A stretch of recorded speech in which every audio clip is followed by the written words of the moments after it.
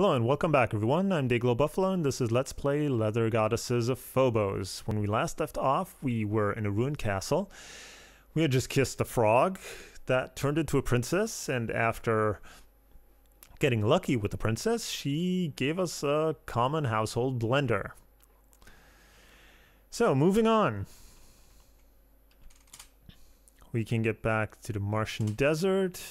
Actually, no, we want to be at the Martian desert, go north to the ruins through King Mitr's throne room again, which again has a 45-degree angle with golden hair and a flowing white robe.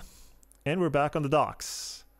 So of course we now, if you saw the last video, we sent our barge off towards the South Pole so we can then teleport directly to the barge. But there was a dock that we skipped in our last trip through the canal, and there's no way to get the barge back to this side of the canal. But luckily in the catacombs we found a raft, so we can put raft in canal. The raft is now bobbing in the canal. If you weren't holding it, it would surely be carried away. Let's get in the raft. As you and Trent board the raft, the current sweeps it away from the dock. The raft rocks gently in the current of a wide canal. A dock is close enough to grab to the on the southern shore, but we don't want to get to that dock. We want to move on along the steep and sandy banks of the canal. Sculpted reddish sand dunes. Now there's again the smaller canal meeting with it. There's a dock on the northern shore, but we already were there with the dead alien with the cryptic message. And now there's a dock on the southern shore, and that's where we want to go. So grab dock. Donald dock. Oh, you lunge for the dock and secure a handhold. An agile clamber places you on and Trent on the dock. To keep it from floating away, you pull the raft out of the water. Donald dock. This dock on the south shore of the canal is named after Don Donald, the first resident of Mars. There are no paths leading inland, but a tall dune to the south is less steep than the others. So let's take the raft and move south. Dune top. From this vantage, you can see the canal curving south a bit downstream from here. Just after this bend, two docks flank the canal, an opulent dock on the east bank and a dilapidated dock on the closer shore. You could slide down the dune to the north or the east. Trent follows you. So let's go east. Canal View Mall. As with all Martian civilization, this once fashionable shopping center has fallen upon hard times. The only store to have endured the 15 millennia recession lies to the south. The canal is still as visible as it was when scheming marketeers misnamed the mall generations ago. In other words, not at all. The path leads east, and the dune to the west seems mountable. Trent trails along. Let's go south. Exit shop. This store is in good shape, only relative to the other shops in the mall. For example, the last time it was vacuumed, humans were just inventing writing. The dust nearly covers the proprietor, who sits forlornly in the corner beneath a faded sign. An exit is barely visible through the dust to the north. Trent loyally stays at your side. The proprietor steers somewhat from his lethargy. Don't get many customers these days since they abandoned the dock. In fact, you're only the third in the last 150 centuries. He slips back into a drowse. So let's see. If it's an exit shop, maybe we can buy an exit. One Marsmit, please. Grunt snores. Okay, well, we've got a 10 Marsmit coin. Let's see if he takes it. Oh, sorry, no change for 10. And the Mall Merchants Association would have my license if I accepted an overpayment. Try again in a year or two. Grunt snore. So, okay, we can't buy an exit right now, so let's leave. And this way we're at the abandoned dock. This dock is in remarkably good shape considering that it hasn't been painted in 15,000 years. A wide canal flowing south lies to the east. An opening between the dunes leads west. Trent follows you. So nothing else to do than put the barge back in the canal and return to the What's Up dock, I think. No, not the barge. Put raft and canal.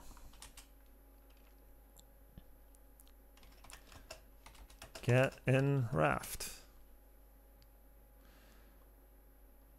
So, I want to wait.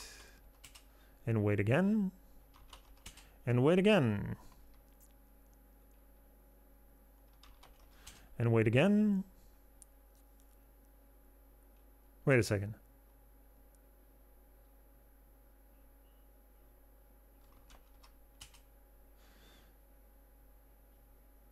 Oh, here we are.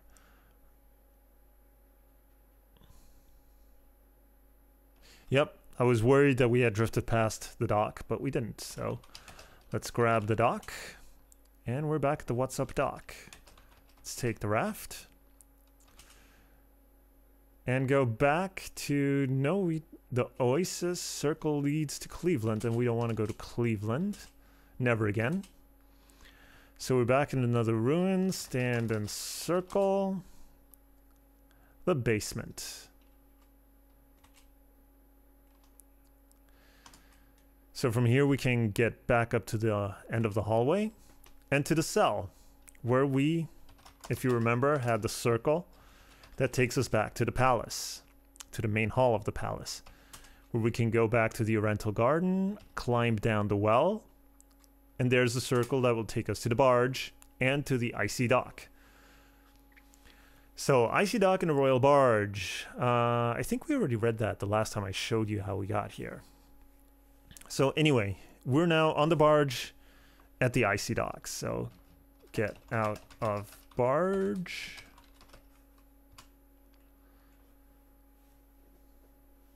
You and Trent get out of the royal barge. With a whoop of surprise, Trent loses his footing on the ice, skids right into the canal, and is immediately dragged under by the strong current produced by the underwater teleporters. You search frantically for any sign of him, but after several agonizingly long minutes, you abandon all hope.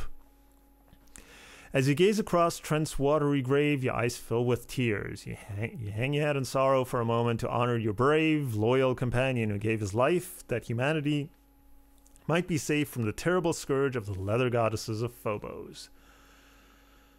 So, well, Trent died again, at least apparently. Nothing for us to do other than move on, so let's go south. Edge of polar ice cap. This snowy plain is barren of all signs of life. Drifts block travel in all directions but north, south, and southeast. It's pretty cold, but nothing a tough guy like yourself can't stand. Well, considering we are only wearing a brass loincloth. That is pretty tough. So let's keep going south. Illusion room. A solitary black circle is the only break in a vast expanse of whiteness extending to the horizon, like a dark speck in a sea of white, or a huge piece of typing paper with but a single period typed upon it. This black circle seems to have been placed here entirely as an opportunity for some silly literary illusions. To avoid the danger of accidentally typing an L and having to read them again, follow the faint trails to the north or east. So let's go east, which is actually the same room that going southeast in the previous would take us. Penguin Park. Even on Mars, one could hardly expect a polar visit without seeing penguins. Well, here they are. A whole waddling mess of them. A pack so dense, they completely block the path to the southeast. Other paths lead west and northwest. One penguin teasingly waves a sign in your direction, much like a matador waving his cape toward a bull. So let's see what the sign says. Read sign. Give generously to the Penguin Retirement Fund. Well, let's give generously. Give coin to penguins. I mean, penguins need to have a nice retirement too, don't they? The penguins, satisfied by your donations to the PRF, part ranks for you to pass. The going rate for donations to the fund must be 9 marsmits, since one of the penguins hands you one marsmit coin, which is very useful because we needed 1 marsmit for the exit shop. But for now we can go southeast. Gypsy Camp. This is the campsite of a family of nomadic robotic gypsies. A ragged tent is pitched on the north side of the camp and trails lead northwest and south. A male and female robot emerge from the tent, waving in a gesture of gypsy-ish greeting. Hello, weary traveler.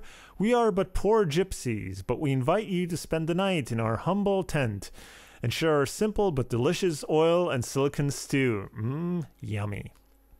Suddenly, in an event so shocking that even a hardened space opera hero like yourself is stunned beyond belief, a meteorite shrieks through the atmosphere and completely obliterates the 2 robots.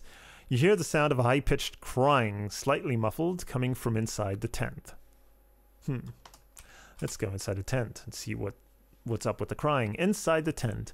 This tattered tent, home to the deceased robots, provides meager protection against the cold polar winds. You can exit to the south. A little baby robot is shivering in the corner. It stops crying long enough to open a tiny metal eyelid and look at you. "Mommy?" it says in a quavering, high-pitched, metallic voice. The baby continues to wail at the top of its lungs. So, well, let's take the baby. The baby taken. The baby continues to wail at the top of its lungs. Well, since we have a blanket, wrap baby in blanket.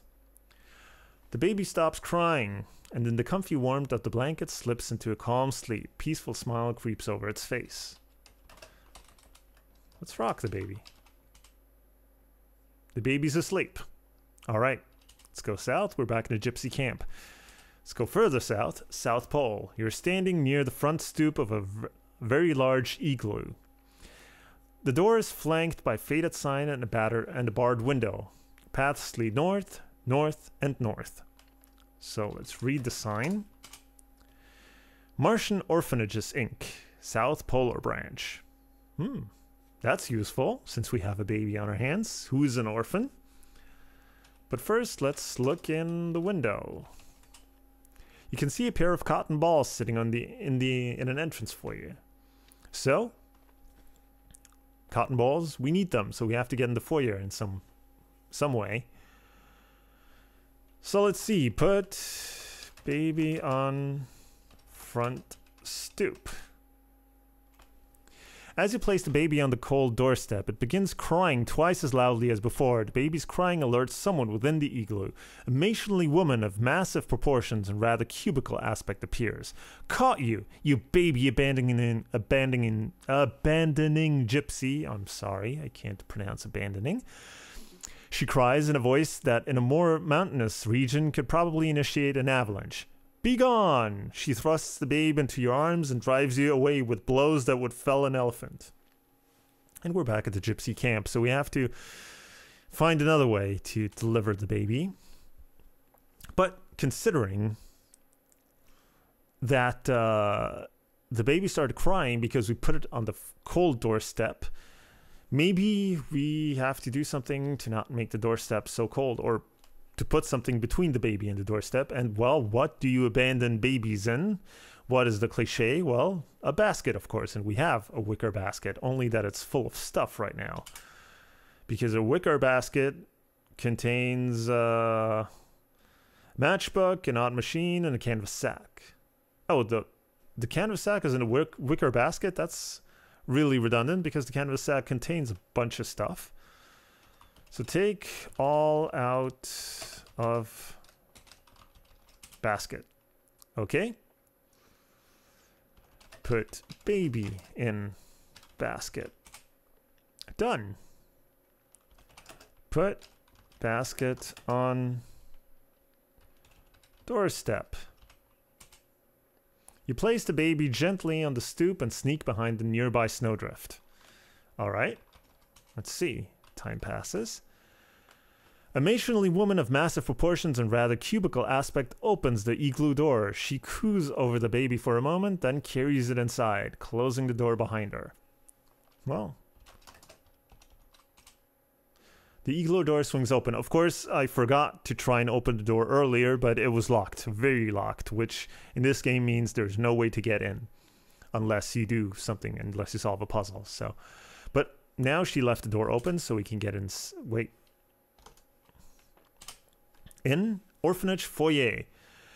The igloo's front hall has rooms to the northeast and northwest. A barred window is next to the open door to the south. You can see a pair of cotton balls here. So take cotton balls. Taken. We can go to the rooms in the northeast and northwest, but we just end up in the room with a matronly woman who would then beat the crap out of us again and send us back to the gypsy camp. So no real point in doing that. So we'll just leave it at that. And I'll end the video here. So I'll thank you for watching, and I'll see you in the next part.